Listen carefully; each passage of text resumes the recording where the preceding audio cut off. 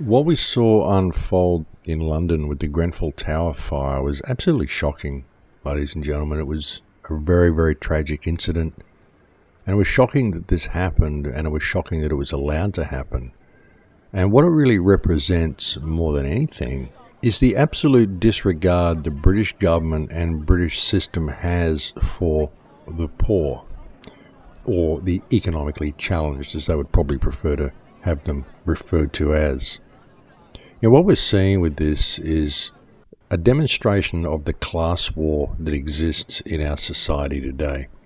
It truly is, and it shows just how little regard the people of the British government have for those they may deem unworthy due to those people having smaller bank accounts than themselves.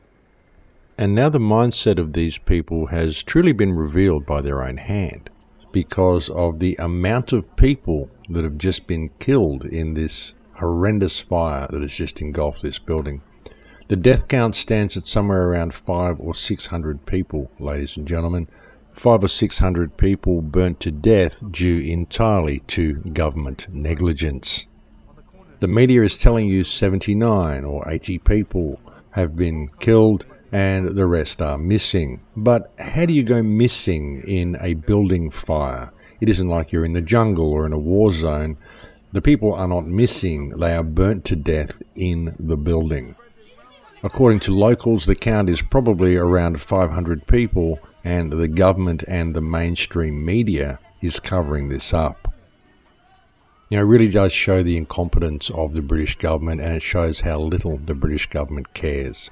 And really, when you look a little bit deeper with all of this, folks, what it shows is what has happened as a result of our continued tolerance of wrong behaviour amongst our politicians.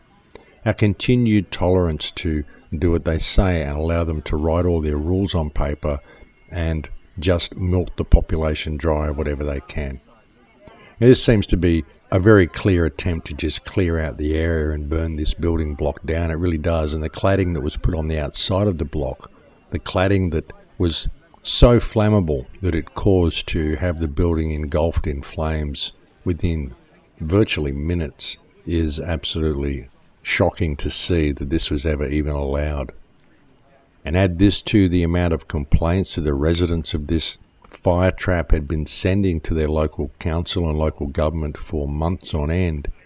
It really does reveal this fire to be the result of deliberate and, shall we say, criminal negligence on behalf of the British government.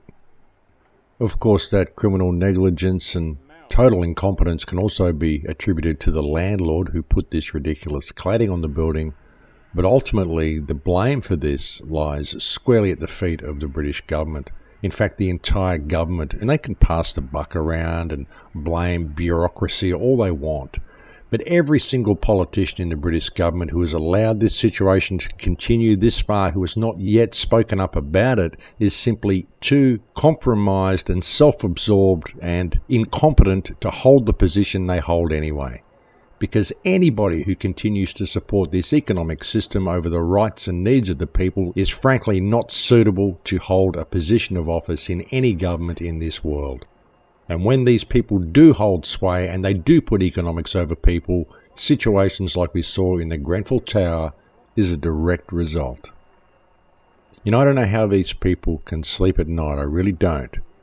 But what the Grenfell Tower does is it stands as testament to the utter incompetence, the utter lack of morals, the utter lack of humanity of our current crop of criminal politicians, these warmongering people who do not care about the people of their country. They don't care about anybody except themselves and the corporate systems that they bow to. What happened in the Grenfell Tower Fire? The poor unfortunate people who lost their lives there, many of them refugees who'd fled to England for safety because England had been bombing their countries. All of these people died because of the complete and utter disregard that British politicians have for human life. It's time to wake up to what is happening here. It's time to realise how we're being played and how we've always been played, and it's time to take responsibility for our own lives.